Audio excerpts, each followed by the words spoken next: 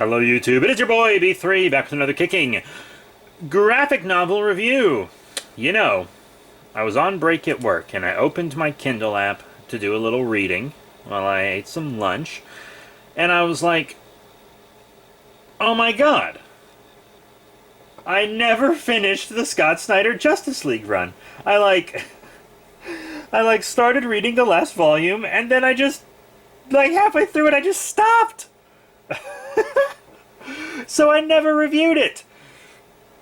So here it is today. Justice League Volume 5, Justice Doom War.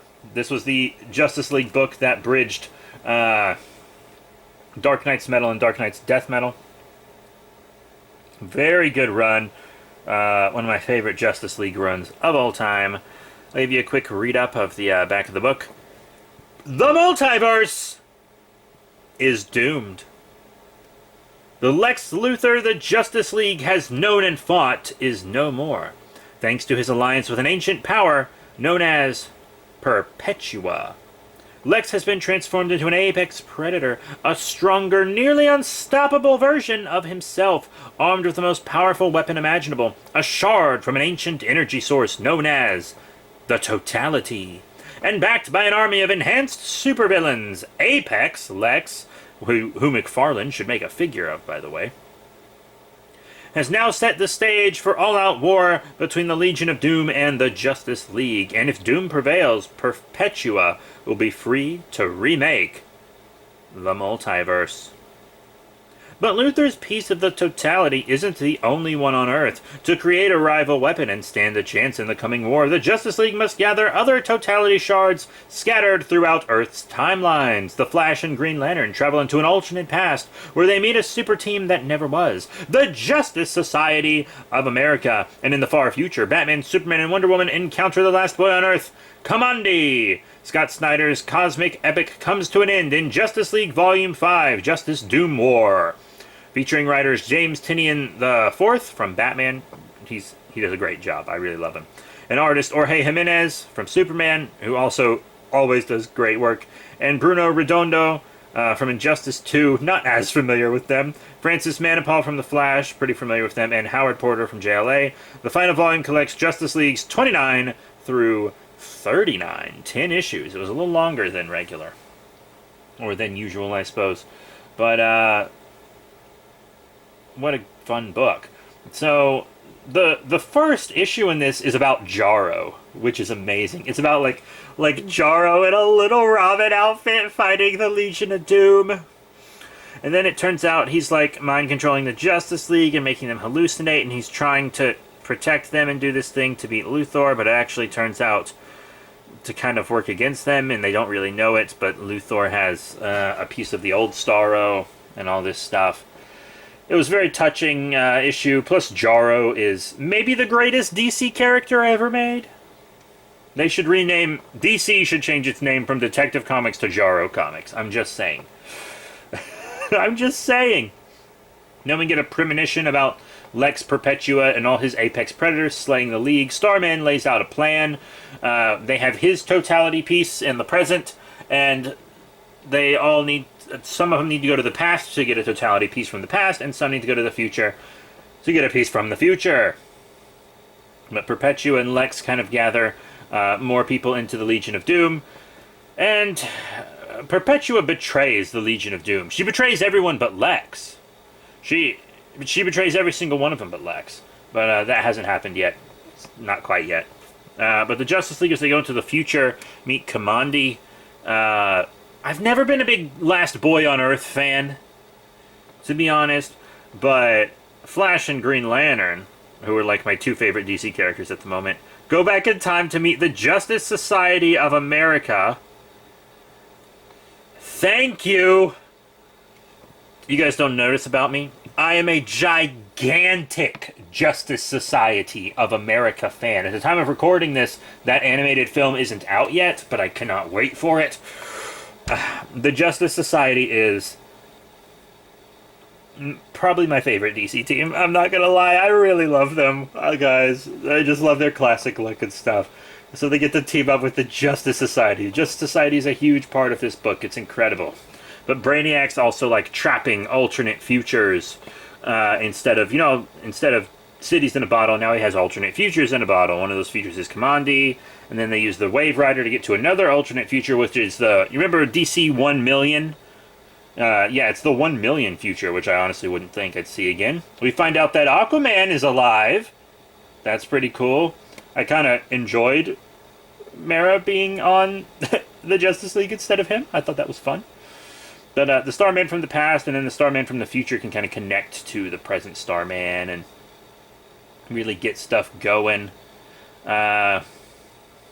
They finally recruit the Anti-Monitor, so the Monitor, the Anti-Monitor, and the World Forger all fuse into the Ultra Monitor to fight Perpetua.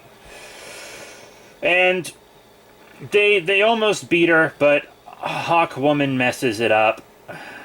Kendra messes it up pretty bad because she's grieving so hard over John's quote-unquote death. He was absorbed by Lex Luthor, but they're treating him like he's dead. He's not really dead. So, yeah, they're really upset about that. And then we get some kind of... And then we kind of go to Atlantis and the Justice Society pass. There's Pearl Harbor stuff going on. Commandi ends up going to a bunch of alternate futures, including the Batman Beyond future, to recruit them to help fight. So we're getting, like, fighters from across the timeline coming to stop Perpetua, for, like, people from the past and future. It's really cool. They're fighting. They almost win. Kendra screws it up because she cares about getting revenge for John more than she cares about protecting the entirety of existence. Kendra! But yeah, then the world also tips towards Doom. The scales go to Doom. Perpetua gets basically all of her power back. And then one part in the comic that I was like, what? She goes to the Gotham by Gaslight universe, and she's like, what's wrong with this universe? The technology is stagnant. They should be way more advanced than this. And she just destroys the Gotham by Gaslight universe. It's no more. It's absolutely no more. Wild stuff. They destroyed Gotham by Gaslight Batman. Another thing that happens is the Anti-Monitor betrays his brothers and joins Perpetua. As I said, Perpetua betrays all of the Legion of Doom members except Lex. She takes the Legion of Doom. She turns Brainiac into a throne and uses his technology to make stuff. She traps the other Legion of Doom members in. And then the parts of the totality that they're connected to all get funneled towards Lex. So she betrays everyone but Lex. And Lex didn't like that, because Lex believed that Perpetua would make them all rulers of their, like, own planets and even, dimensions. And she betrayed everyone but Luthor. He got over it pretty quickly, it seemed. But it seems like he does have some inner doubts that they try to exploit later. There's, like, this big battle between all the Apex Predators and all these superheroes. It's really cool. It's really cool. Perpetua throws a universe at someone. It was dope. Martian Manhunter does return. Shane, his and Kendra's kid, long story, sacrifices himself to bring Martian Manhunter back. And they almost win. That's the thing about this book. It plays with you so hard. If you sit it and read it all at once, it's kind of exhausting. Because throughout this book, the Justice League comes so close to victory so many times. They're like always on the edge of victory, and then just one teensy, tiny little thing goes wrong. And they lose. And then they come really close to victory. One tiny, tiny, tiny little thing goes wrong, they lose. They come close to victory, and then one tiny, tiny thing goes wrong, and they lose. So Perpetua kills the Justice League, but they're actually saved. Justice League is saved by the Quintessence, which is like Highfather, Phantom Stranger, Hera, the Spectre, Ganthet, etc. I think Shazam is one, maybe. Not the superhero Shazam, but the Wizard Shazam. And there's a lot of stuff going on. And they end up running into a doorway, which I think leads almost directly to Dark Knight's death metal, which I'm very excited to read. I'm trying to read a bunch of Dark Multiverse stuff before death metal drops on trade. It's already a finished story in the comics, I think, but I'm trying to finish all this stuff up.